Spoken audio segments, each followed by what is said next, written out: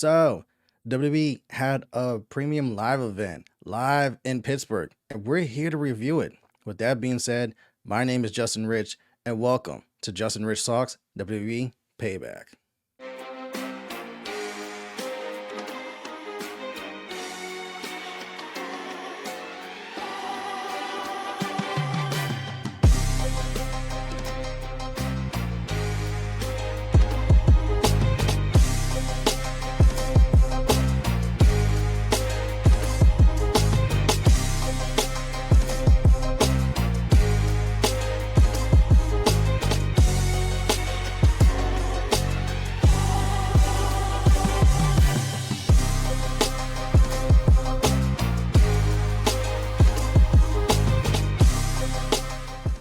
Hey guys, welcome back to the channel.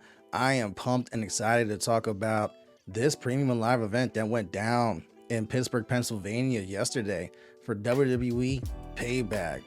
We know coming out of SummerSlam and whatnot, like WWE's been kind of like in a slight stumble, you know. Bloodlines in disarray, Roman's using his PTO.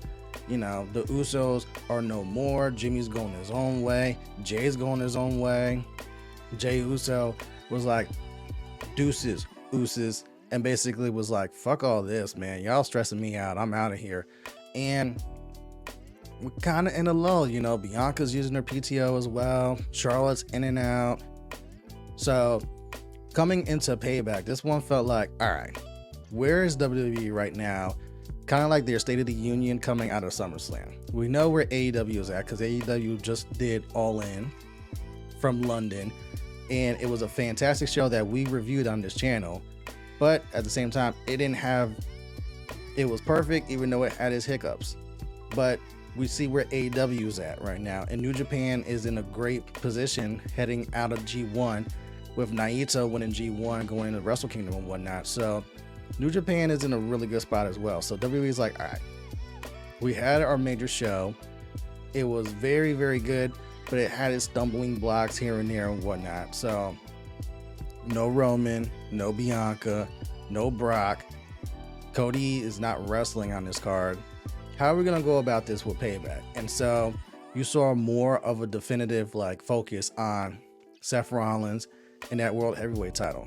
A more definitive focus on Rhea Ripley and her title. We're finally going to get the conclusion to Becky Lynch and Trish Stratus in a steel cage. More focus on your unified tag team champions, Sami Zayn and Kevin Owens. And then obviously, Payback, they made it abundantly clear. This was the focus of the Judgment Day. What are we doing with the Judgment Day? We have Rhea as a dominant champion. But people feel a way about Rhea in these short matches and her just dominating the competition. You have Dominic Mysterio, who is your NXT North American champion, and people hate them some Dirty Dom. So it's like, all right, what are we doing with Finn Bálor? Because with Priest, we also have, you know, sending you on Money in the Bank. Our beloved Puerto Ricans holding that Money in the Bank briefcase, waiting and biding his time. He's being very smart about that, where he's just waiting for the perfect opportunity to pounce and try to take one of those two titles, whether it's Seth's title or Roman's title. And then you have Finn, who's been taking a lot of L's this year. L at the L. You know, WrestleMania takes the L. SummerSlam takes the L. I believe Elimination Chamber takes the L. Finn's been taking a lot of L's. And then you also have the JD McDonough part, which is like, he wants to be a part of Judgment Day. They don't want him in Judgment Day except for Finn, who's kind of like torn. So I don't want to say this was a make or break pay-per-view for the Judgment Day, but this is where the square focus is on these four people and how they're going to go about that. Especially you look at it where Rhea has a title match. Finn and Damian are challenging for those tag team titles. How are they gonna look coming out of Payback? And with that being said, let's get into this show because there's a lot to discuss. So if you need a fresh reminder of how we do things on this channel and how we do these reviews, it goes as follows. I have what's called the 4-point play, where we look at the pay-per-view in its totality. And I give you 3 things that I like from the show. 1 thing I didn't like from the show. My match recommendation, and my overall pay-per-view rating on a scale of 5 mics, 5 being the best, 1 being the worst. So with that in mind, let's get into it. The first thing I liked on this show was settled beef in a steel cage. We have Becky Lynch, we have Trish Stratus. We have a steel cage match that actually opened this show.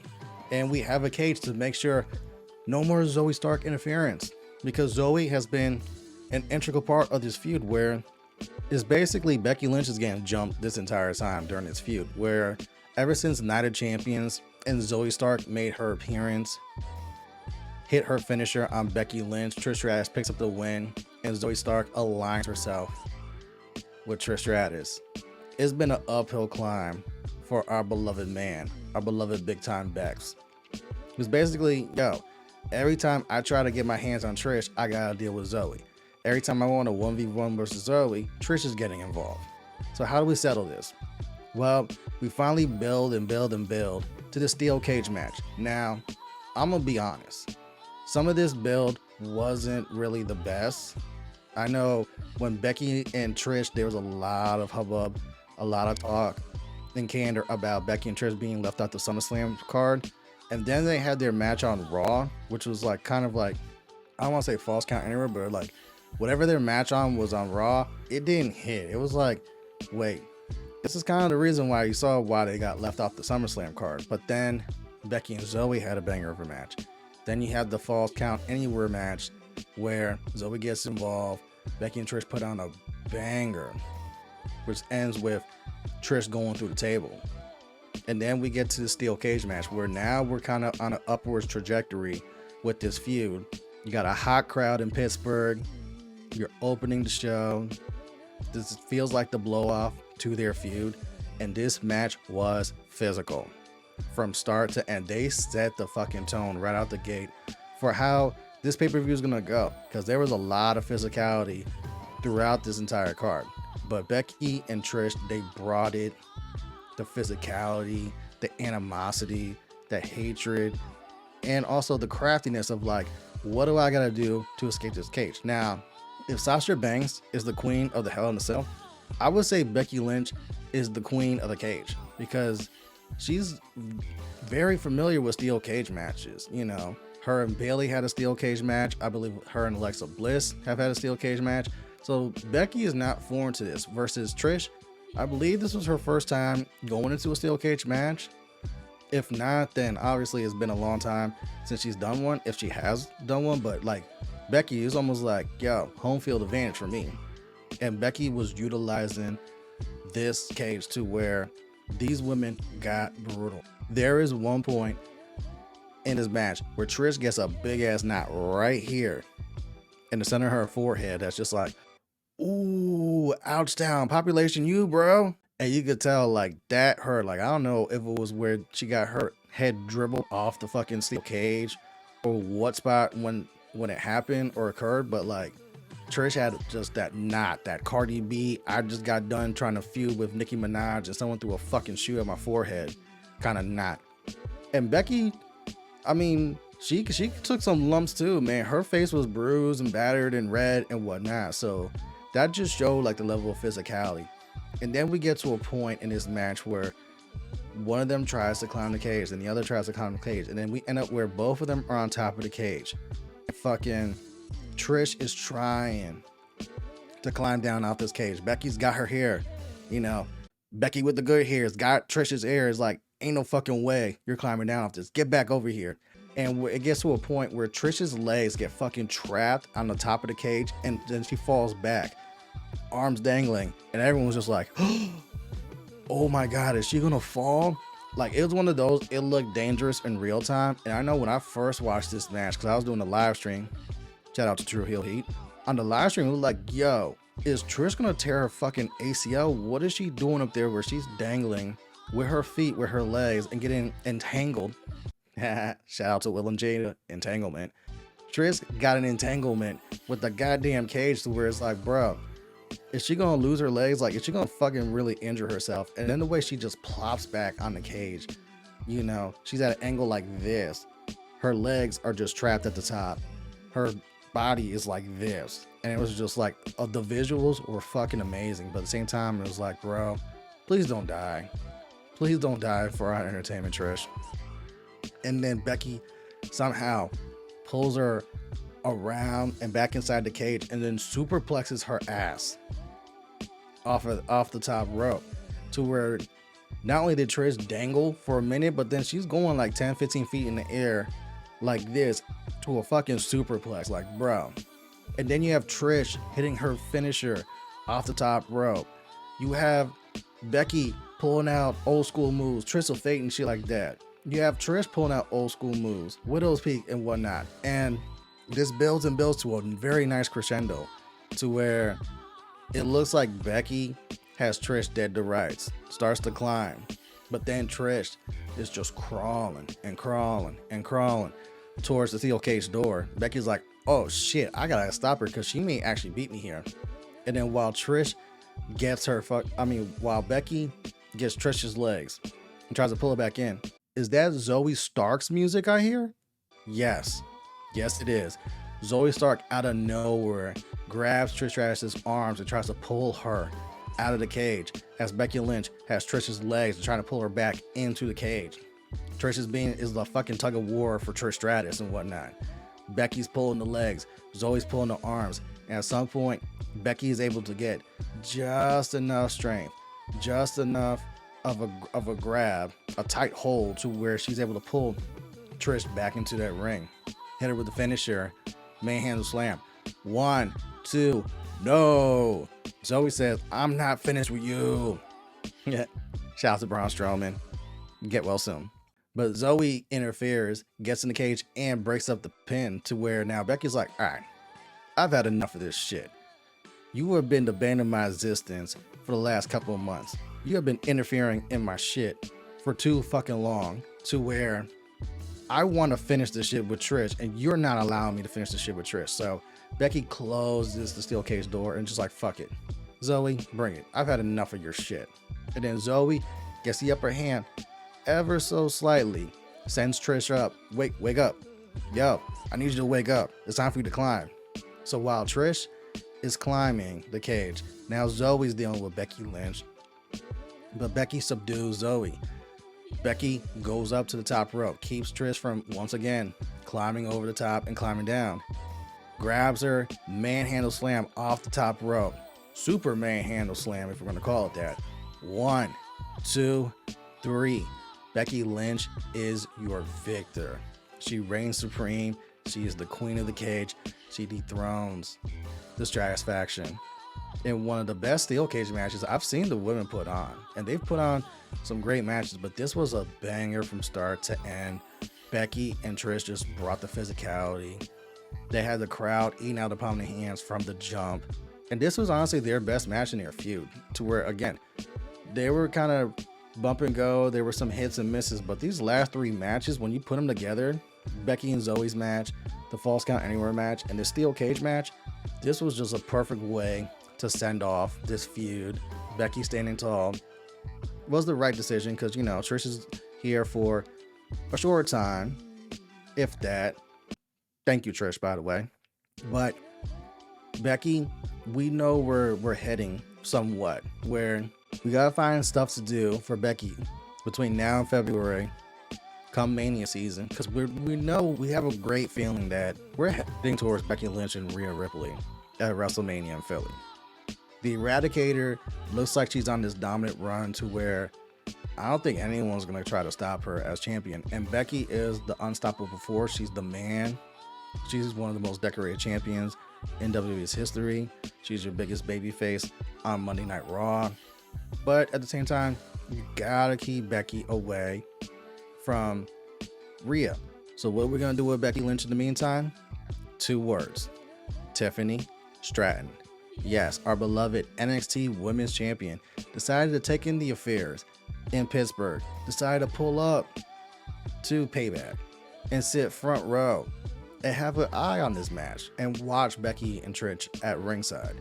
And you also saw Tiffany congratulate Becky in the backstage promo that Becky was conducting, and Tiffany interfered, you know, gave her a props, but at the same time, like, yo, I'll see you around sometime.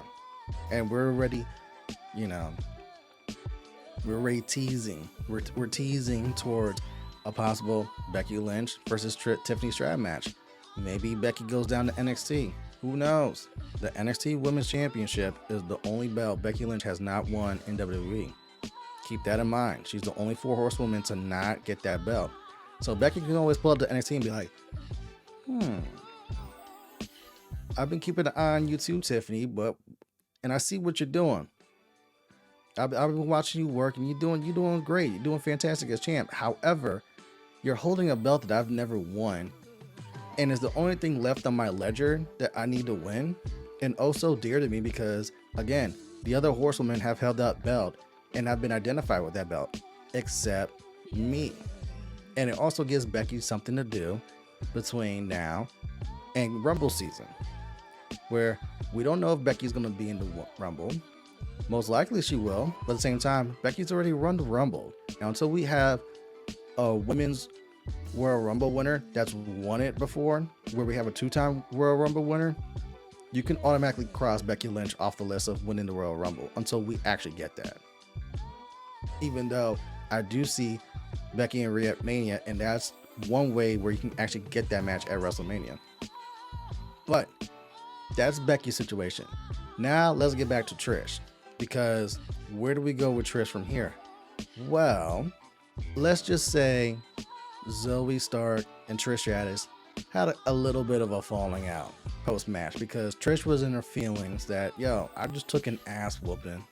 I just took this L to Becky Lynch. This might be the end of our feud.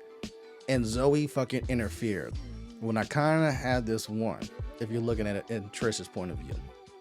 So Trish was a little bit upset, even though Zoey tried to help her out. Zoey was looking after her and whatnot. And Trish was like, nah, get the fuck out of here. Get out of my ring. Like, you could tell she was upset that she lost. And then she fucking slaps Zoey in the face. And Zoey was like, oh, hell no. She slaps Zoey in the face. And you could tell Zoey's just like, oh, hell no. You did not just fucking slap me in my face. Yes, you did. So what did Zoey do? Zoey closed that steel cage door and was like, we gonna talk about this. Why the fuck you just 5 fingers to the face across my fucking jawline? And Trish was just poking the bear. And Zoey's just had a fucking enough. Hits her finisher. Trish is out cold. And it looks like Zoey's just, I'm done with you.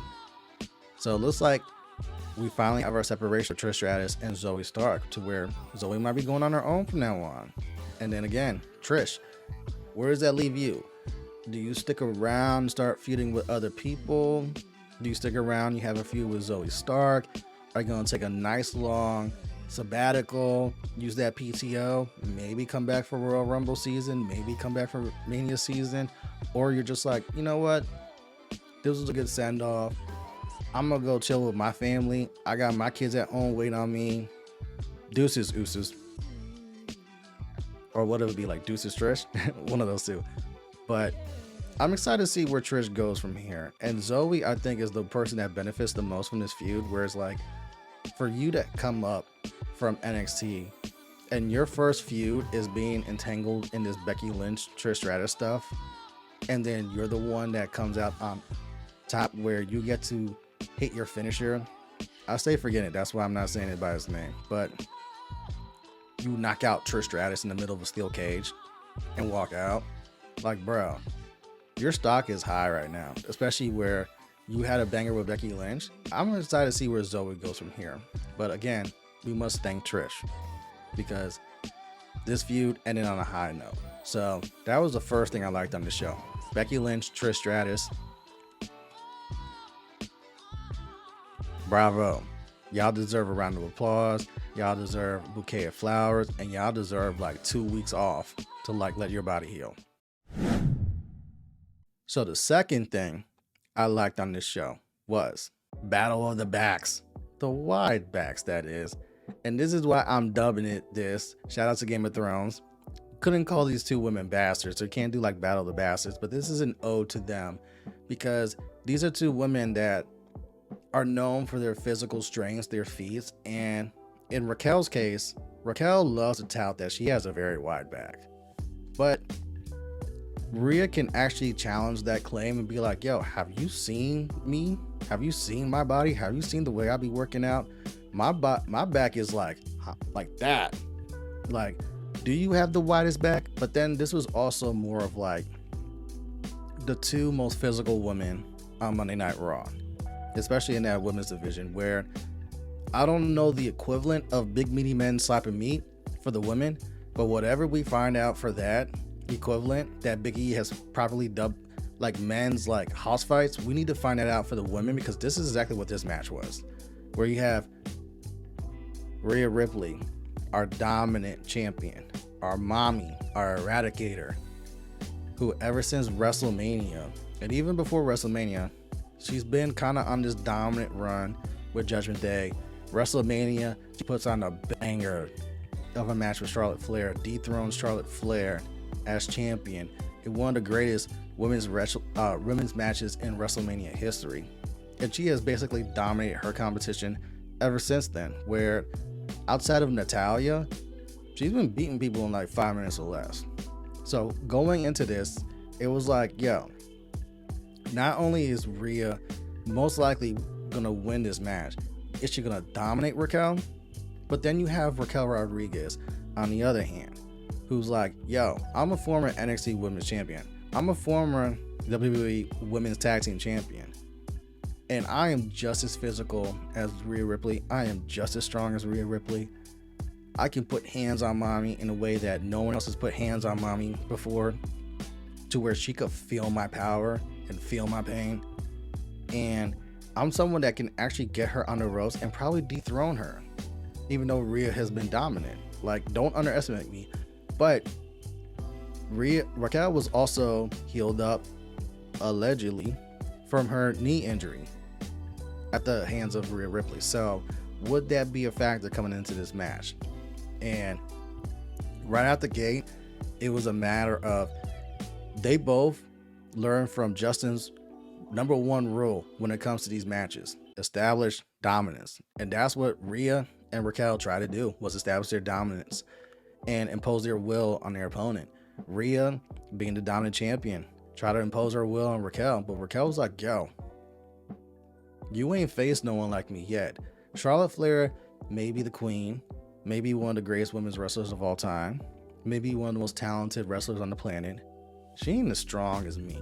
She ain't as physical as me. And if you need a fresh reminder, bam, Raquel was just laying her shit into Rhea just as much as Rhea was laying her shit into Raquel. But Raquel was working from under.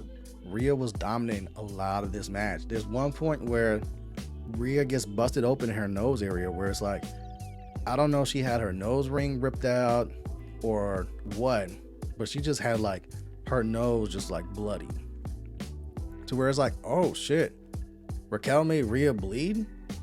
That shit was kind of like out of 300, where it's like, yo, even a God King could bleed, and Raquel made Rhea bleed, and Rhea was pissed. You know, she was just rubbing and just like, what the fuck, I'm bleeding, and even like, you made me bleed, so that just made Rhea more angry, more physical, more violent, trying to not only do I want to beat you, I want to impose my will on you. I want to mount you and get this victory. Hey man, we throwing all the hyperbole, because you know Rhea, not only she just likes to win, she likes to impose her dominance and be like, I want to pin you in a way that was like, you're not kicking out of this shit. And she was trying her best to get Raquel, but Raquel was battling back.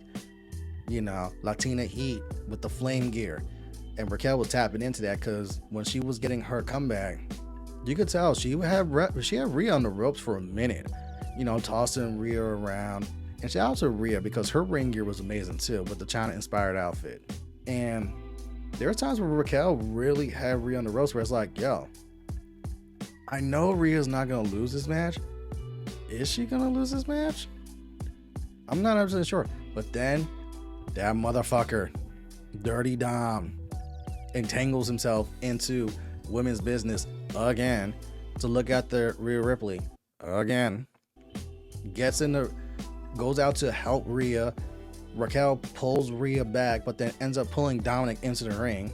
But for Dom's troubles, he gets body slammed by Raquel. However, Raquel You never take your eye off the ball. And unfortunately, she did, because then Rhea was able to get a handle of her, hit her with the Riptide. 1, 2, 3, and still your WWE Women's World Champion, Rhea Ripley. Our Eradicator ended up eradicating Raquel Rodriguez with a slight help from Dominic Mysterio. But this was a great match. This was a physical match. This was, again, a house fight for women, whatever that term we find out for that. We're going to use that here. And this was one where, even though Rhea adds Raquel to her list of people that she's destroyed in this title reign, this feels like this isn't over between Rhea and Raquel. They're going to cross paths sooner rather than later. But that was the second thing I liked in this show, was Rhea and Raquel just battling out the battle of the wide backs. As I try to get my back wide like they do. But shout out to them. Y'all did fantastic with this. So the third thing I liked on this show was strong freaking style reloaded. And I guess backs have been a theme of this pay-per-view, because going into this match, Seth's back was also part of this story, where his back had been broken, abused. His back is broken, spinal. Shout out to Mike Tyson. And Shinsuke knew that Seth was dealing with a potentially serious injury, because Seth was candid about it. I believe it was on After the Bell or someone's podcast, where he went into detail where it's like, bro, my back has not been the same since 2019. I've been working with this injury. I've been working with that injury. There's times where the pain is just so bad and intense. But the pain is just so bad and intense that it could be unbearable at times. And you can tell Seth needs himself some PTO, because, bro, you've been going hard ever since you turned into this freaking character and just been running like 100 miles and going. But injuries starting to mount. And now with Seth's back being an issue, but the Shinsuke going to use that advantage to break Seth's back literally on some Bane shit and dethrone him to become your new WWE World Heavyweight Champion. And for Shinsuke, we haven't seen him in this position ever since really the AJ Styles feud. So you're going all the way back to 2018, where Shinsuke was going after gold, top gold at that. And he wins the Royal Rumble in 2018. Basically, I don't think he was really defeated ever since getting called up to the main roster going into WrestleMania 34, which we were there live in New Orleans to watch AJ Styles and Shinsuke. They put on a solid match, but the problem was everyone was expecting it to be like the Wrestle Kingdom 10 match, where they were just hella physical. They went balls to the wall and a certified 5-star classic. And we didn't get that at WrestleMania 34, because obviously WWE is not going to let them rock the same way New Japan is going to let them rock.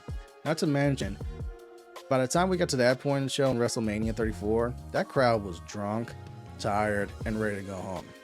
And this was the match where you could see it, where it's like, this crowd's starting to suffer, because even though AJ and Shinsuke are working and putting on something like pretty damn good, that crowd just like, too many drinks, not enough food, not enough water, must go home. And unfortunately, that carried over into their feud, where Shinsuke didn't win the title that night, and Shinsuke never dethroned AJ Styles for the WWE Championship. But since then, it's like Shinsuke kind of like fell down a peg and has always been in that mid-card or tag team division, but never got a chance to go after that top title ever again until now. Until after SummerSlam, where he makes his intentions clear, like, yo, Seth Rollins, I likes you, I respect you, but I wants that WWE World Heavyweight Championship. Now we can do this the easy way, or we can do this the hard way. The choice is yours. And by the way, I know I have a secret. I know about your back. And that played a factor into this story, to where anytime Shinsuke got the better end of Seth Rollins, it was, bro, I'm going to go target your back. I'm going to make you feel the strong style. And once I get you with that Kinshasa, it's going to be 1, 2, 3, give me that. But Seth, Seth's a fighting champion. Seth's been holding it down. Arguably one of the 3 most important people in WWE right now. And It's like, yo, I'm not gonna go down lightly. You want this title match? You got it. I'm gonna beat your ass though for this shit. So now we head into the main event at Payback. And this is the first time since this damn title was created where Seth Rollins is main eventing as your champion. And this is the first time where that new World Heavyweight title is main eventing, because we've always had Roman or we've always had Bloodline. But now we finally get to see this title that is supposed to be on the same level as Roman's Undisputed Universal Championship, even though it feels like the consolation prize to Roman's title. But now we get to see it like, yo, not only we put on bangers and matches, we're gonna let you main event Payback, and rightfully so. So now Seth making his grand entrance, letting the crowd serenade him, soaking it in, man. And then you get Shinsuke's entrance. And shout out to WWE and the fucking animated, illustrated graphics team or whatever, because they put on this fucking like video package of like, it was like anime, it was like comic book, it was like Into the Spider-Verse shit. It's telling Shinsuke's story into this feud and how he's coming at this stuff and his back and stuff like that. And it was fantastic graphics and a fantastic video package that I want to see WWE do more often. They did that with Xia Li, and then they haven't used Xia Li really correctly at all. Like, when was the last time Xia Li's been on TV? Like, do we need to put an APB out for Xia Li? But Xia Li used to have those graphics, and those shits were really dope.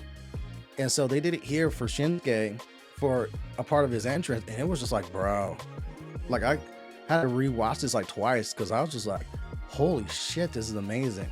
Can I get a referral for whoever's in charge of that? Whoever's responsible for that? Like, can I get that on this channel, please? Thank you.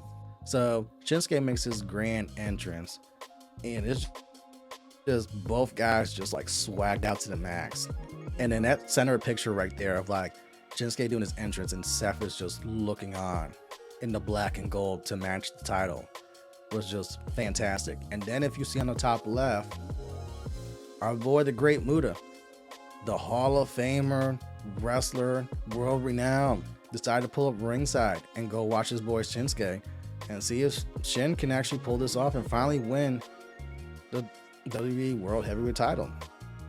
And I believe this is the only title that's eluded Shinsuke in his WWE run, because he's been NXT champion before. I believe he's been a tag team champion, and I believe he's held either the IC title. No, he has held the IC title, but now let's see if he can go for the top gold. And this will be the first time since 2018 where we see him challenge for his title. So now we start the match, and again, this pay-per-view from start to end has been a lot of physical matches, and this was nothing less than that, where Shinsuke tried to impose his will, that strong style that he's world renowned for. But Seth going, keeping up with him and going, you know, shot for shot, blow for blow with Shinsuke. And Shinsuke was, you know, had Seth on the ropes a couple times, was being hella physical, was taking some knee strikes and whatnot. At one point, Seth even fucking, during his comeback, it's a fucking rainmaker on Shinsuke Nakamura. When the fuck did you learn how to hit a rainmaker, Seth Rollins? And that just shows like the level of physicality and desperation these guys were going to, where they were pulling out moves we hadn't really seen either before from them or just like in a long time. But you know, Seth's trying to take it to Shinsuke and be like, bro, I'm already hurting. You know, Becky be worrying about me, my beautiful daughter be worrying about me and stuff like that. I don't need you to add to their worries by trying to, you know, injure me even further. But Shin basically trying to do whatever necessary to become your champion. And then we get to the finish, and bruh, this was such a beautiful, brilliant finish to where like Seth kind of stumbles into the victory.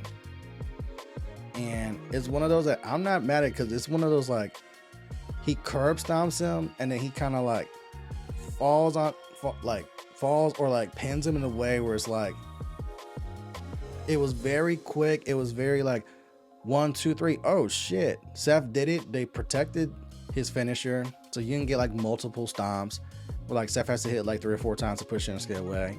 He hits it the one time, And it's one of those that's like, you could tell, even though Seth retained, it was like he was exhausted at the end. He's like, I put everything I had into this, hit the finisher, try to get the pin, and then it's like, that's all I got left. Otherwise, Shinsuke is going to be your champion. It was basically like a 50-50 right there until Shin got caught slipping. And that's one thing. You can't allow Seth Rollins to hit that curb stomp. Just as Roman Reigns, WrestleMania 31. Seth got that curb stomp off and ended up leaving WrestleMania 31 as your new WWE champion.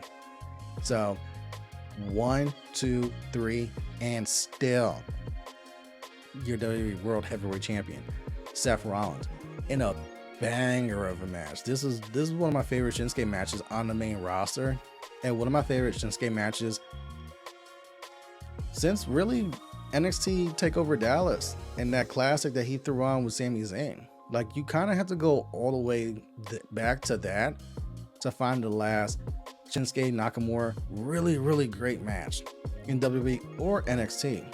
Like, Seth's been putting on bangers, and this is just another one to the collection to where, like, bro, people are gonna say Roman Reigns is your WWE Wrestler of the Year, but Seth Rollins has a legitimate argument, along with Gunther, who wasn't on this card. But between Seth Rollins and Gunther, they have a legit case to be like, I should be WWE's Wrestler of the Year in 2023, because I've been putting on bangers, I've been holding it down. Once again, I'm still your World Heavyweight Champion. And then post-match, and then post the pay-per-view going off, Shinsuke was still frustrated. He was still ringside, and he's still beating on Seth Rollins and beating that ass to be like, yo, this ain't finished. I'm not done with you yet, Seth Rollins. Watch your back. Literally. But this is one that's like, I want to see them feud for a little bit. I want to see this go into Survivor Series if possible. That could be your title match of Survivor Series, where you run this back again, maybe with a stipulation, maybe not. We'll see where it goes. We'll see what decisions WWE has in store for this. But this is one that's like, yo, this isn't a one-off, and I want to see this continue on. So this is the third thing I liked on this show, was Seth Rollins, Shinsuke Nakamura, fantastic main event. Salute to y'all. Now, let's get to the one thing I didn't like on this show, which was, so Cody Rhodes has GM privileges now? Is this what we're doing? Has he supplanted Adam Pearce as someone that can be in charge of shit? And here's where I asked this. So Cody Rhodes decides to pull up on the Grayson Waller effect. This was a scheduled section in the show where we were going to have this Grayson Waller effect, you know, special guest star Cody Rhodes, because obviously you got to have Cody on this card. I mean, this is someone that just main evented WrestleMania in Los Angeles against Roman Reigns. This is someone that's most likely going to main event this year's coming WrestleMania in Philly against Roman Reigns. But he don't need to wrestle all the time.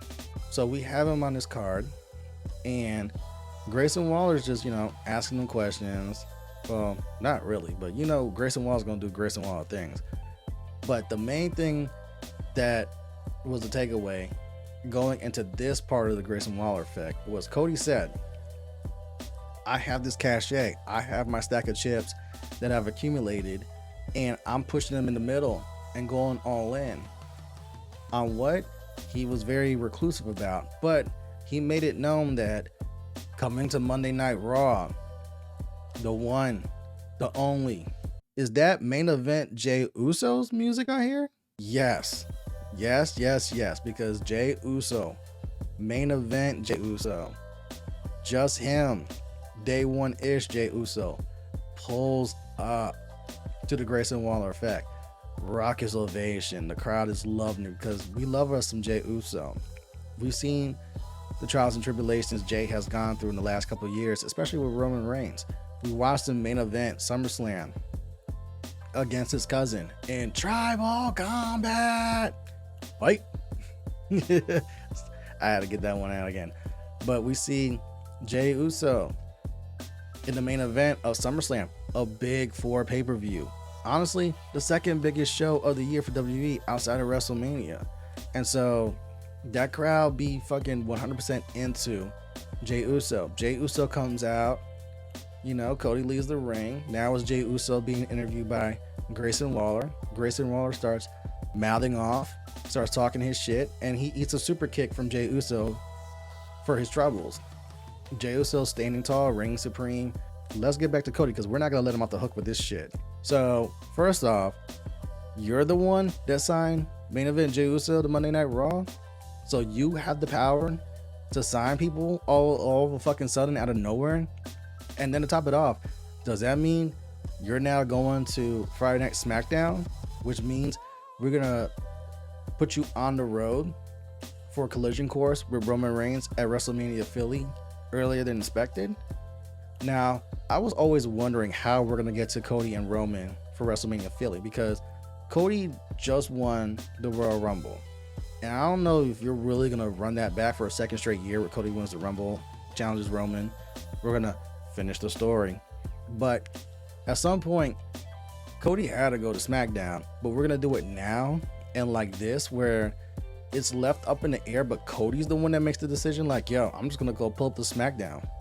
And in my place, I'm giving you main event Jey Uso. Like, when the fuck did you get this authority all of a sudden? And can any other wrestler accumulate this? Like, does Seth Rollins have the authority to be like, you know what? I want to make other title matches. You know what? I feel like pulling up a Friday Night SmackDown. You know what? I feel like booking myself on NXT. So I'm going to push my chips to the table, and I can do that. Or, well, we kind of see that with Charlotte Flair, where Charlotte Flair gets whatever she wants. But can Becky Lynch also do the same shit? Can Bayley also do the same shit? Or is this select GM privileges that the talent have only go to like one or two people? Whereas like Roman and Cody are the only people that can really do this. And everyone else kind of like, oh, shit out of luck. Gotta go through Adam Pearce. Even though Adam Pearce never does his fucking job right. Seriously, Adam Pearce, who forged your resume? Who hacked your LinkedIn and basically gifted you this job? Who did you? We ain't gonna go that far. But you know where I'm going as far as Firefest and that meme going around. But back to Cody, it's like, bro, this came out of nowhere. So all of a sudden you're heading to Friday Night SmackDown. Jey Uso's main event is coming to Monday Night Raw, possibly the main event. But again, so we're just giving talent GM privileges. Isn't this Adam Pearce's job? Isn't Adam Pearce the one to come out and say, yo, I just traded Cody Rhodes to SmackDown, but in return, I'm getting Jey Uso, possible draft picks, and possible NXT considerations in the near future? Like, Adam Pearce, this is your job. Why is Cody doing your job for you? But it could be like, yo, Cody's that dude. I'm calling the shots. I'm Captain America. I do what I want. Now I do what I want. Now I do what I want. So that was the one thing I didn't like on the show, because it's just like, all right, so we're definitely getting Jey Uso on Monday Night Raw, and we're basically alluding to Cody Rhodes is now going to SmackDown. But it's the way that this came off to where it's like, so Cody calls his shots and basically does what he wants, and I'm going to this show, I'm going to that show on some CM Punk shit. CM Punk, funny name. But again, that's what Adam Pearce is there for. So that's the one thing I didn't like on the show was, there was a better way to execute this.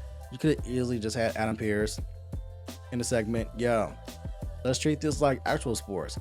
I just concluded a trade where I'm sending Cody Rhodes to Friday Night SmackDown in exchange for main event Jey Uso, and then have Jey Uso's music hit and do all that. But at the same time, like, Adam Pearce has the authority to do this.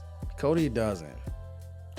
And that's where you kind of lose in translation, like with this shit. So that was the one thing I didn't like on the show.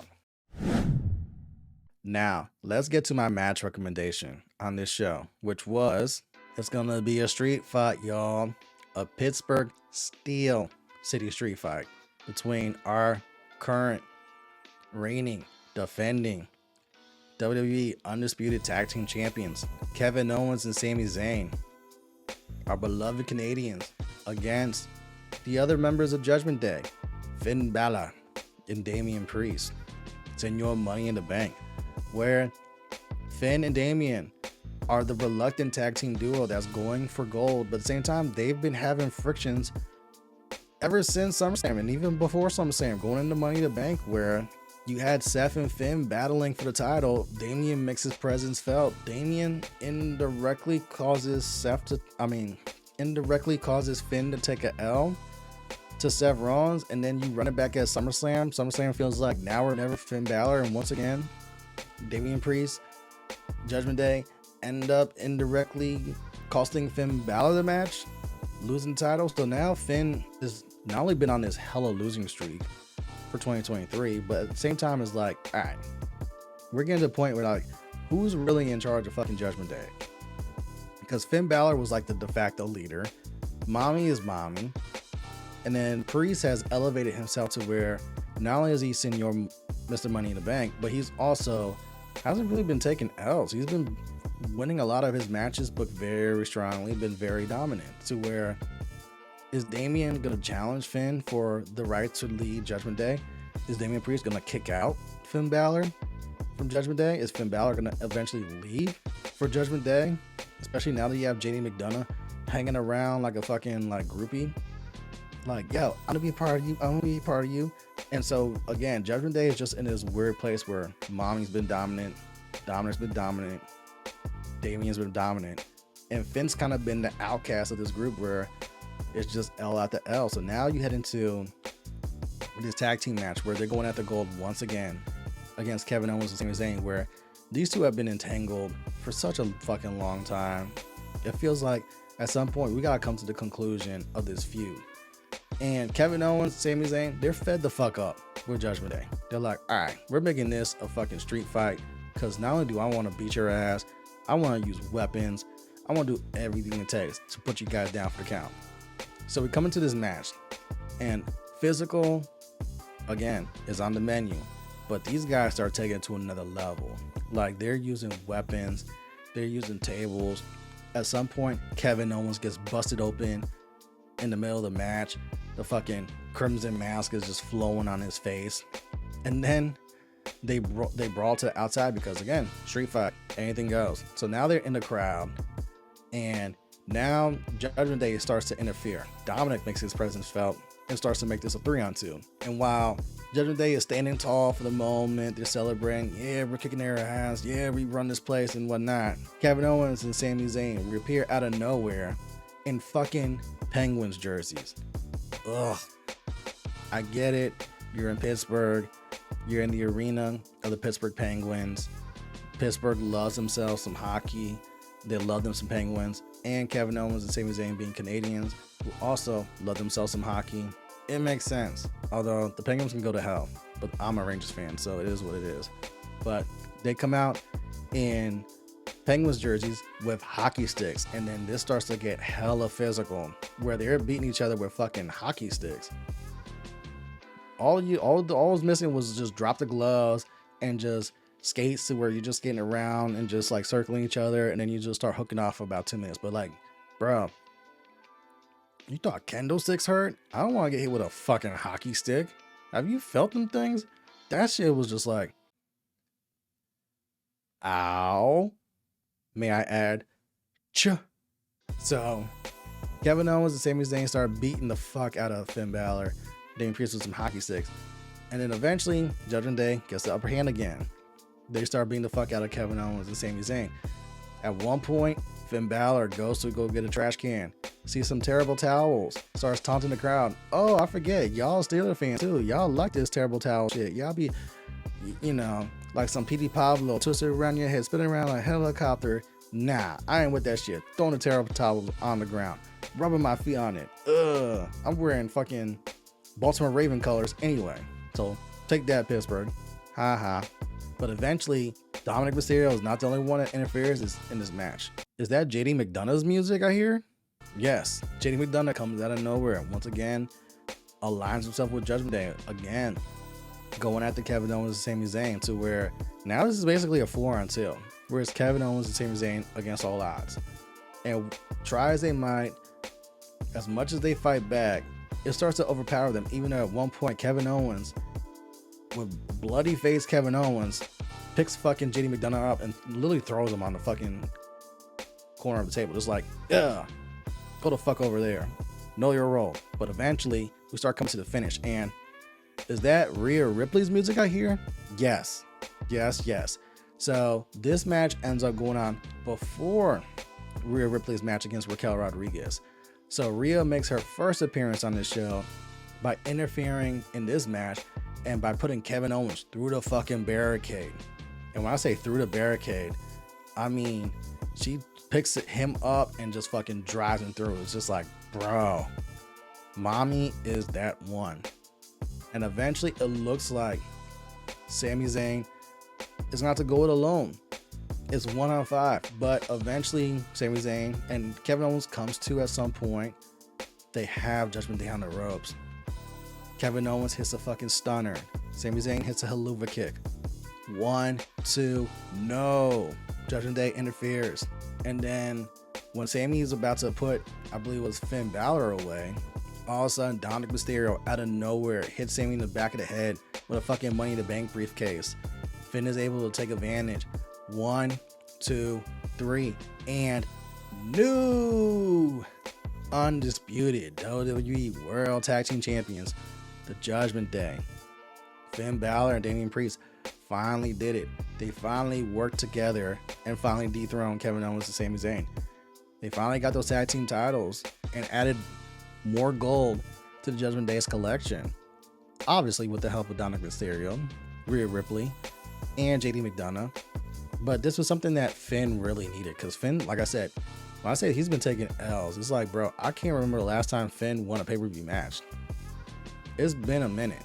So for them to be like feuding, but then get this victory, and WWE's been showing you over this year, going into WrestleMania, but and even then before WrestleMania, like Judgement Day was going to be one of the top factions on the show. You see it on Monday Night Raw where they either open the show or close the show. You have multiple segments with them. We're entangled in their family storyline the same way we were with the Bloodline. The only difference was the Bloodline was so dominant for a year. You know, WrestleMania 38 to WrestleMania 39, Roman is your undisputed champion. The Usos held both tag team titles and they just ran fucking everything. The only thing that was missing was Solo Sikoa having one of the either the IC title or the US title. So the Judgement Day feels like they're basically on the same level as the Bloodline. The only thing that's missing now is one of those top titles. Enter Senor Money in the Bank, because Damian Priest still has that briefcase. And even though he's pump faked on cashing it in, he hasn't really like called his shot. He hasn't really like marked someone out and be like, I'm going after their title. He hasn't really been like, all right, now's the time for me to be a top champion. He's kind of just been waiting and waiting, and rightfully so, because you have until the next Money in the Bank to cash that in. So you have plenty of time. You can use that at Rumble, you can use that Mania, use that the night after Mania. Who knows? But now that he's holding that briefcase, but now you add the tag team titles to the WWE Women's World Heavyweight title, and you add that to the NXT North American Championship, Judgement Day is sitting really pretty right now. And so we gotta give them some love one time for Judgement Day, because I know they've been feuding back and forth these last couple of weeks, specifically Finn and Damian, and even Rhea's had to get involved, Dominic's had to get involved, and you could tell like the tension was building to where, yo, well, we're gonna actually kick Finn Bálor out of the Judgement Day. And I remember how this first was fully formed with Edge leading the way, adding Damian Priest, adding Rhea Ripley. Eventually, they kick out Edge, enter Finn Bálor. You know, Dominic turns on his father, turns on his own Papi, Rey Mysterio, Papi being questionable, and joining the stable. This four badasses all together where they really were running things on Raw. It's just a matter of, you know, Finn just taking just random L's at times where it's like, yo, Finn could really use a win here, but him taking these L's weren't helping things. And so we were coming at a crossroads of Rhea's been dominant, and we know most likely there's a strong possibility she's going into WrestleMania as your champion. Let's see where this goes with Dominic as your NXT North American Championship, but right now it's on a good run. I kind of want to see him hold that belt for a while. Damian Priest holding that Money in the Bank briefcase, I kind of want to see him hold that briefcase for a while too. Like, I don't want to see him cash in at all this year. unless WWE's pulling up to Puerto Rico for a show, I don't want to see him cash in before WrestleMania. And that's just me, just because the last cash-ins usually are around this time where it's football season, Monday Night Raw, football's coming back on, the NFL's going to start dominating some things. How does WWE grab headlines during this fall, winter season?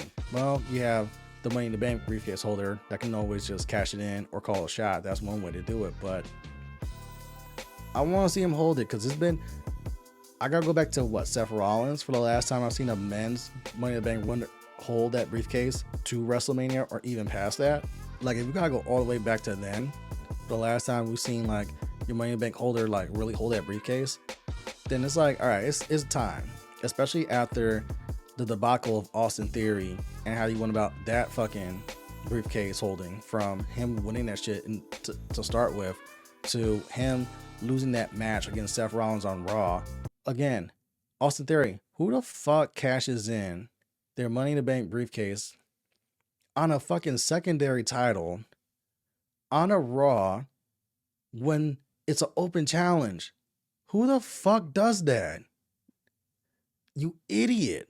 So it's kind of like the men's Money in the Bank winner needs to kind of like rehab that briefcase a little bit. And that's where Damian comes in, to where like, just hold on to this till past Mania, dude. Even at Mania. But I want to see him hold that. And then where Judgment Day is at now, we're like, yo, they are dominant. They're holding damn near all the titles. And they're looking good for right now and in the near future. So one time for the Judgment Day. Salute to y'all for becoming your new WWE Tag Team Champions. And again, the Steel City Street Fight, fantastic from start to end. Physical as hell. Kevin Owens jumping off fucking railings and shit like that, bleeding all over the place. They're all over the fucking crowd for half the match. Sami got his shit in. Everyone played their parts right. Fantastic match. So this is my match recommendation on the show. Now, let's rate this bad boy, shall we? So if you need a reminder of how we rate these premium live events or pay-per-view shows, we go off of my overall mic scale, and it goes on a scale of 1 to 5 mics. If I give a show 5 mics, that means this show was a classic. It was a banger from start to end. There was no real flaws on the show. It's an absolute must watch. Carve some time out and go pull this up. You won't be disappointed. If I give a show 4 mics, that means this show was very good. There's probably 1 or 2 things on here that was like, I wasn't really a fan of it. Go pull it up when you have some time. Definitely check out the match recommendation. If I give a show 3 mics, that means this show was solid. It has some good, it has some bad, it has some meh. If you have some time, go watch it. Otherwise, you can go about your day. If I give a show 2 mics, that means this show needed some work. There's like 1 or 2 things on the show that were like good. The rest of it is kind of skippable. Pull up the match recommendation. Otherwise, you can kind of miss the show. And if I give a show 1 mic, that means this show was trash. Basura. Get this shit out of here. I struggled to sit through this show. This felt like a chore. I struggled to find 1 positive thing on this show. Absolutely avoid this shit at all counts. So, I sat down and watched WWE Payback live from Pittsburgh, Pennsylvania. Your main event, Seth Rollins and Shinsuke Nakamura for the WWE World Heavyweight Championship. Rhea Ripley, Raquel Rodriguez for the Women's World Championship. Damian Priest, Finn Bálor versus Kevin Owens, Sami Zayn for the tag team titles. Rey Mysterio and Austin Theory for the WWE United States Championship. LA Knight and The Miz and Becky Lynch and Trish Stratus in a steel cage match. On this scale of 1 to 5 mics, I gave this show 5 mics. This is a classic to me. This was great from start to end. The women's matches delivered. Both your women's matches went over 17 minutes. Becky and Trish got 20 minutes to kick it off. Everything for the most part got time. We didn't really discuss Rey Mysterio, Austin Theory, which is a very good United States Championship match. Just a shade under 10 minutes, Rey retaining. But anytime you get Latino World Order on the card, I'm always a fan for it. And I always love it. We didn't discuss LA Knight and The Miz. Yeah. Is that John Cena's music I hear? Yes. because not only was John Cena the host of Payback, John Cena ended up being the special guest referee for LA Knight and The Miz, which was a solid match. You know, when The Miz is involved, you know you're gonna get a lot of storytelling. You're not gonna get a lot of like exotic spots and stuff like that, but you got two guys who are great in their characters. The Miz is great in his character, has been doing it for decades. You know, 2-time Grand Slam champ. LA Knight is right now, if he's not at the peak of his powers, he's close to it, where it's like, yo, seriously, we gotta start considering putting some gold on LA Knight at some point. Not the top titles yet, but maybe an IC title, maybe a US title, who knows? But right now, LA Knight is just running hot, and that Pittsburgh crowd loved them to LA Knight. And you can tell, like, with Cena as a referee, it added a nice little element because, you know, Cena's not a traditional ref. So when LA Knight and Miz start barking at the ref, yo, Cena will fight back. Cena's got hands. Cena is one of the top 10 greatest wrestlers in WWE's history. Undisputed Hall of Famer. Maybe Mount Rushmore for some people. Like, don't fuck with Cena. And that was a good match with a great ending to where LA Knight standing tall, because obviously, how can you pick against LA Knight right now? It's LA Knight's game, it's LA Knight's world, and we're just all witnesses, like LeBron James. And even Cena to give LA Knight the rub post-match, hold his hand held high and whatnot, like, bro, LA Knight's in a great place right now. Again, the Rey Mysterio Austin Theory match, really good. And every other match we discussed on this review has been really good, solid, or fantastic. So this one gets 5 mics from me. This was an enjoyable watch from start to end, and it's not a long show. It's like it's definitely less than 4 hours. So it goes by quick. And even the Grayson Waller effect with Cody Rhodes, it's like it led to something to where now you're getting main event Jey Uso on Monday Night Raw. Now you're possibly getting Cody Rhodes on SmackDown, and possibly a Cody Rhodes feud with Grayson Waller, because you also gotta give Cody Rhodes something to do in the meantime. You know, Becky and Trish, it looks like they concluded their feud. Becky can go on to other business, possibly Tiffany Stratton. Zoey Stark can go on to different business, maybe Zoey Stark and Trish Stratus. Becky Lynch can go on to different business moving forward, possibly Tiffany Stratton. Zoey Stark can go on to different business moving forward, possibly Zoey Stark and Trish Stratus get into it for a bit. Now you have Judgment Day standing tall with all the gold. Kevin Owens and Sami Zayn can use some much needed PTO because they're both really banged up. So that made sense that this was the only title change on this card. And Seth Rollins and Shinsuke Nakamura, they continue their feud, which I really want to see, and just add to the physicality and whatnot, to where let's see if this goes to the Sorry Show. Let's see if this goes to Survivor Series. And even past that, let's see where this goes with this iteration of Shinsuke Nakamura, if he does become your new WWE World Heavyweight Champion. The only omission on this show is Gunther, and that's because Gunther is about to have a high-profile title match with Chad Gable on Monday Night Raw to see if he can finally beat the Honky Tonks record longest reigning Intercontinental Champion. But at the same time, you didn't need Gunther on this show. It felt good, like you had 6 matches in total, plus the Grayson Waller effect. This was a good amount. Show's about 3.5 hours long, but it flows really good. And I had an enjoyable watch. I watched this a second time immediately. That's how good this show was. So this gets 5 mics from me. Great job by WWE.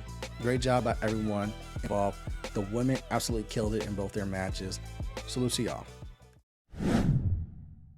Now, let's wrap this show up. So, you can find me on all social media platforms at It's JustinRitch. You can find me Wednesday nights live on Twitch from 7 to 9 p.m. Eastern Standard Time on Those Wrestling Girls Twitch channel for TWG Fan Club with myself, Queen PR, Brian H. Waters, and CNOB. We just had AEW Appreciation Day coming out of AEW's All In pay-per-view. Yeah, we know the CM Punk drama and the Tony Khan stuff and whatnot, but you know, AEW's going on year 5 as a company. We decided to give the company their proper flowers and things that we like in the company and the moments and matches that we like. in the 4+ years that AEW's been in existence. You can also catch me Tuesday nights on Twitter Spaces, live around 6:35 p.m. for Turnbuckle Talk with me and Cord, where we talk all things wrestling. You can find me from time to time on True Heel Heat Sports and True Heel Heat Wrestling, both of those channels located on YouTube, where we talk sports, wrestling, and all that fun stuff. Your boy was just on a live stream with the True Heel Heat family, where we watch WWE Payback live and direct and had immediate reactions to the show. You can also catch me on this channel. Like, subscribe, share, and just vibe out and go pull up all the other previous videos that we did. We just did one for AEW All In. Our other big video that we did that's doing solid numbers is our SummerSlam review. And expect to see more reviews on this channel, but we're cooking with stuff on this YouTube channel where we're gonna branch beyond wrestling and get into some other stuff when we have some time. Stay tuned. We here, we outside, we active. Salute to Becky Lynch, salute to Zoey. Thank you, Trish Stratus. Salute to your new WWE World Tag Team Champions, Finn Bálor, Damian Priest. Salute to the Judgement Day. And on that note, we out. Peace.